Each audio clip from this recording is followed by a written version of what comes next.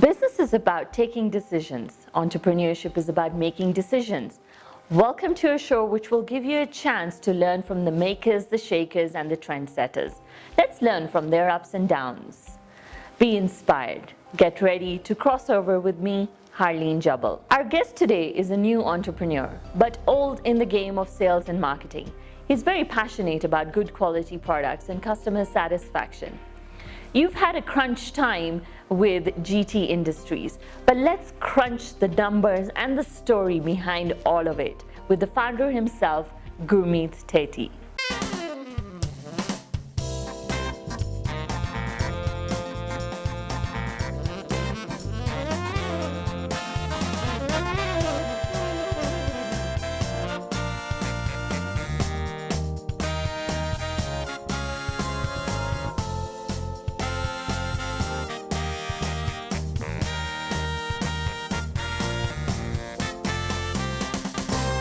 Welcome to the show, Gurmit.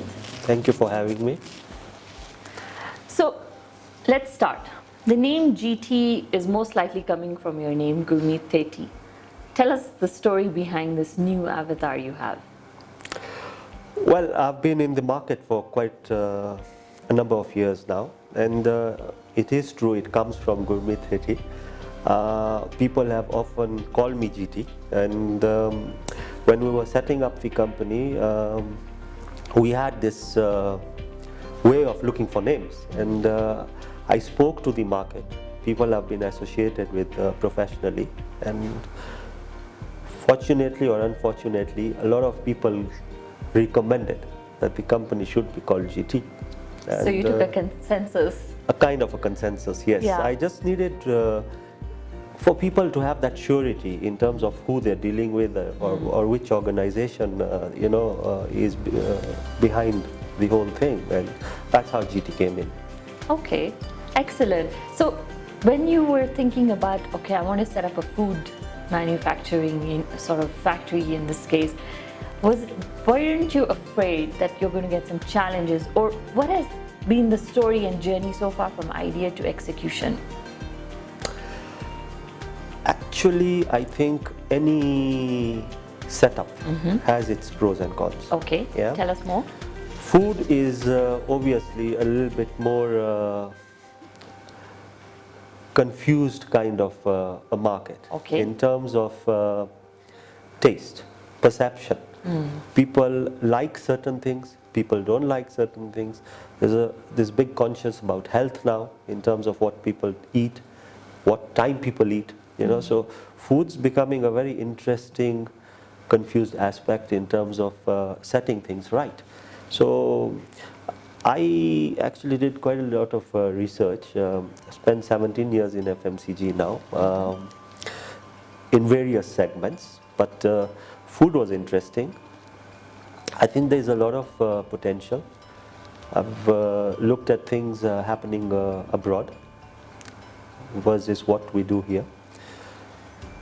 The people, manufacturers or importers of food stuff are not keen in going out of their bottom line in terms of bringing stuff or making stuff. It's been actually, I've made this, it moves, so that's it. And over years, if we look at what's available on the shelves, nothing much has changed, other than the look of the product, or maybe some health conscious stuff, which is now becoming very common everywhere. But there is no innovation in terms of new stuff, or how would people perceive something that they've never tried. So nobody wants to move out of their comfort zone and look at things differently. I like looking at things from the consumer point of view rather than a owner or a manager point of view. Sitting from a boardroom and making a decision. Exactly, because yes, every business wants to make money. Yeah. And it's true, there's a lot of investment in any product line that you want to run, or a new product you develop. It could work, it wouldn't work. So it's not a small risk that we look at. But when you look at it from the consumer's point of view, you get this understanding. Is your product going to sell? Does it appeal to the consumer? Can the consumer afford? Can the consumer associate with this product? And that can give you a drive in terms of your final product, where you want to place it, how you want it to look, and what's your target market. Didn't you think that it would have been easier if you introduced a new product from abroad into the Kenyan market? Or why did you say, I want to do a made in Kenya product? Well, born in Kenya, made in Kenya. I think working with the product from the word go, from a raw material to a finished product, has its own charisma. Okay. It gives you an appeal, a feel as to what you're doing. Yeah. You're in control of what you want to do. You might not be as great as what international companies or even local established companies are doing, but you're growing. It's a start. It's a start, it's an understanding. The first day you cook a meal at home, for example, I mean, might turn out good, might not. Yeah. But you only develop over years. Yeah. Bringing in something from abroad also again has its own issues. We've got problems, say delays at the port, we've got pricing issues, you've got funding, and anybody from abroad is going to need money first, so whether that product works or not. Number two, what are you doing? You're promoting a foreign brand which has no, I would say, it has no link with you as you being the owner. You promote somebody's brand or somebody's product. So Kenya is growing anyway, and all the products that we are doing, raw materials are local, so why go abroad? So that's what we were looking at, and being able to work with making it from the word go to a finished product where a person can consume. I think all those stages are very exciting, and it grows you as an individual because you're able to see where you want to improve, the kind of feedback you get. You're in control, you can make changes. Otherwise, abroad you can only do certain changes and you'll be told, okay, fine, commit a certain quantity, we'll do a change for you. So there's a lot of pros and cons with that as well. So how did you come up with this, that I want to make crisps? Why not something else? Crisps is a start. Okay. We're looking at doing a lot of other stuff. Okay. Tell us more about the current products you have and where are they available? Okay, the current products we have are, as you said, potato crisps. So we've rolled out two brands currently. One is Delitos and Ropogos. Okay. Now, Delitos, we came up with the name from delicious potatoes. So that's how Delitos came in. And Ropogos is a Hungarian name for crispy. You've done your research. Yeah, and obviously Ropogos was developed to be a more premium brand. Okay. Although it's priced same with Delitos, but the flavors we've put in the Ropogos range are more for a premium market. People who would love to enjoy a product for the taste. Delitos is a more, not a mass market product, but I would say a product that's going to cut across all consumer levels. Yeah, easy to go, easy to go. And as far as availability is there, we're already in a few supermarkets. Okay. We're already facing challenges in putting the product in, but yeah, we're actually... The foot is in the door. The foot is in the door, but per se, I would say soon we should be everywhere. Excellent. So you've got a full team of food technicians, you've done all your quality checks and controls. Yes, obviously you can't set up a factory without a lot of internal requirements which are there by law.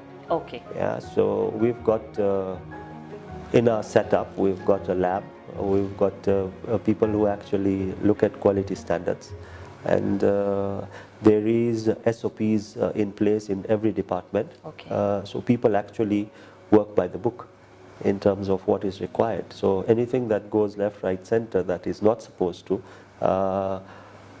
obviously flickers a red light, and we've got an ERP system in place as well. So from the word go, what we've looked at is being more answerable to Your what checks we're and doing. balances are The there. checks and balances are in place, and people have been trained to work in that manner to make sure that everything is done according to, one, what the law is required to do, and two, in terms of what the company policy is.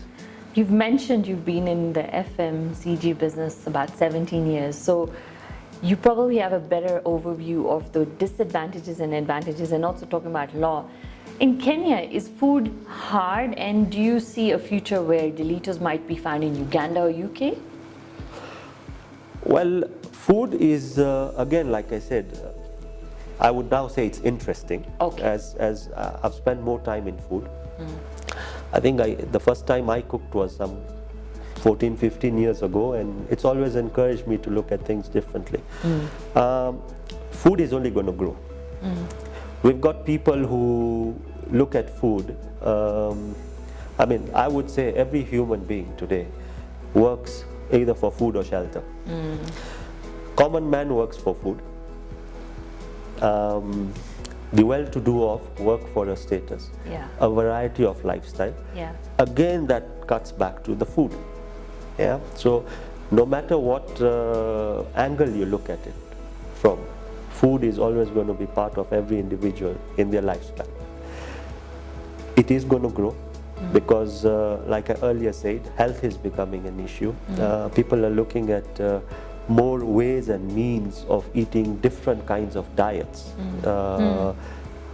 to survive better, to probably longer their lifespan.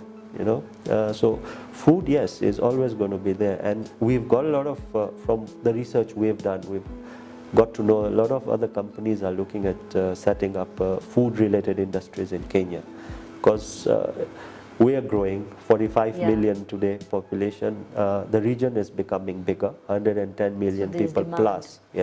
Our neighboring countries are yet still to capture all this industrialization into their cushion in terms of what they would like to do, industry being able to be viable in those places. So Kenya obviously is a step ahead in terms of that. So from the perspective of Delitos being in UK or neighboring countries, yes, we're already in discussion with distributors from Uganda, Tanzania, Rwanda. So very soon the product will be available there. We are currently actually in discussion with a supply tender to Dubai. Excellent. So I would love to see our product across in continents. But yes, our outlook is to be a snack leader in the region. Not in terms of maybe volume but, or numbers for price wise, but market share. And we've actually looked at working with things with taste. I think for every individual today, you have a taste of how you live. Be it fashion, be it food, be it what you drive, how you carry yourself, where you live. It's a taste. So perception of taste, and thus the tagline of our company comes in as taste is life. So I think without any taste in your life, you can't live. So what we're doing is we're trying to develop products for all consumer levels that they can associate and be proud with, and eventually get a taste out of it. I have to congratulate you on a wonderful website. I think it's really tapping on to the consumers, but being in the digital agency world as well. I think it's a brilliant job, and I noticed over there you've really laid out 5 core operational commitments. What are these, why, and what are you doing to make your staff have the same excitement I'm seeing in you here? See, what I believe in, being the co-founder, well, actually founder of the company, I'm a fun person. Even over my years with where I've worked, I always used to be told by my directors or business owners, my seniors, can you be serious? Can you be serious? But I realized one thing: when you're fun, even if it's stressful, it makes you look at things differently. So what we've adapted is I came up with the company, and anybody that we've actually brought on board, I first look at them in terms of, is this a fun person or a boring person? Yeah. Fun not being that you're not responsible with what you're supposed to do, but we want people to enjoy the work, what they do, and go home and say, you know what? Be happy. Be happy. Yeah. Right? So we looked at, going to your question about the people, they enjoy being there because it comes from the top. Yes.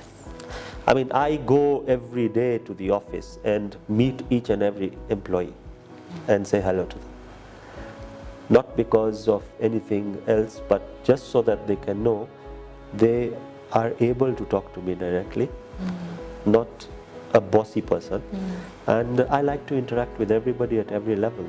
And this is what is transforming them to now carry on in their lives, to show other people joining under them that they need to be interactive, no matter what level you work under. I have to ask you, have you been inspired by someone? Are you looking up to someone to get this type of personality or way of working? Like, not everybody goes to their office and says hello to all their employees. Have you learned something, or is there someone you look up to? Yes, I do look up to somebody, and that's myself. See, what's happened is, like I said, over the 17 years I spent in FMCG, I've worked obviously for quite a few companies. I've been in hygiene market, I've done IT, I've done tissue, I've done snacks. So different bosses, different company setups, but I was an employee. I have actually lived the employee way of getting beat by seniors, you know, and they obviously had their reasons. But I've looked at doing these things in terms of what does an employee feel when you work hard, but your boss still doesn't see. You know? You sat like a sponge. Exactly. So I've been taking all this in and hoping one day, I'll do it my way. Yeah, when I set up, I want an employee to feel this is a place they want to be. We want to be an employer of choice for the people. Yeah, because every level you work with, and I mean, I don't blame the bosses. But then, you know, today's world, things are changing so fast. You've got to be a leader, not a boss. Unfortunately, most industries, most companies have bosses. Becomes difficult to work with them. So, and employees really look up to their seniors to show them direction, maybe to hold their hand and walk them through, not to be bashed. Yeah, so I look up to myself. It's something I keep on telling a lot of people. Every day when you go back home, whether you're having your cup of tea, coffee, or a drink, no matter what it is in the evening, spend 5 minutes. Ask yourself, what have I done today? I believe self-analysis teaches you a lot. So even as an employee, and this is what I used to do, I would ask myself, have I added value to my employer? Have I added value today to the department I'm heading? Have I changed somebody's life for the better? And a mere smile can do that. You really don't need to be anything much than that. But if you are able to look at yourself, it prepares you better tomorrow. Because you go back to work knowing I should have done this and not this. You might have stepped on somebody's toes. You're able to go and even apologize before the person even realizes that you actually did what you think you did. So this is a very important aspect in anybody's life in terms of a career or a work-related job, you know. So what happens is people often have this tendency that I'm working, I should get paid higher, I should, and every employee does that. Bosses are right in probably shooting people down, but how many people actually do a one-on-one with an employee and say, you know what, I think you're a good worker, but you come late. If you sort this, I think we'll work Communication. better. You know, the communication is very important. You have HR departments. Which HR department actually sits and tells a person, look, you know, you've been hitting your targets, and I think before even the end of the year, fine, you're getting bonuses, but I think, you know, we just want to send you off to a holiday. Yes. Out of nowhere. Yes. And this actually inspires and motivates people. So I look at myself in terms of what people should do. And another thing I've been telling everybody over the years I've worked with is be a brand. Yeah, we all work hard. So I think if today an employee is known, say, as James of XYZ, versus this is James, right? So as long as you're being known as James of XYZ, you're just a person. Yes. The day you get to be known for James, you know you've made it in life. You become a brand, and your work should speak for you. That's what gets you going. I'm not going to ask you about future plans because you've already laid them out for GT. But I want to know professionally, what has been that crossover moment where you thought, aha, time to change? Honestly, I was not sure that I would actually be able to set up a company one day. Yeah.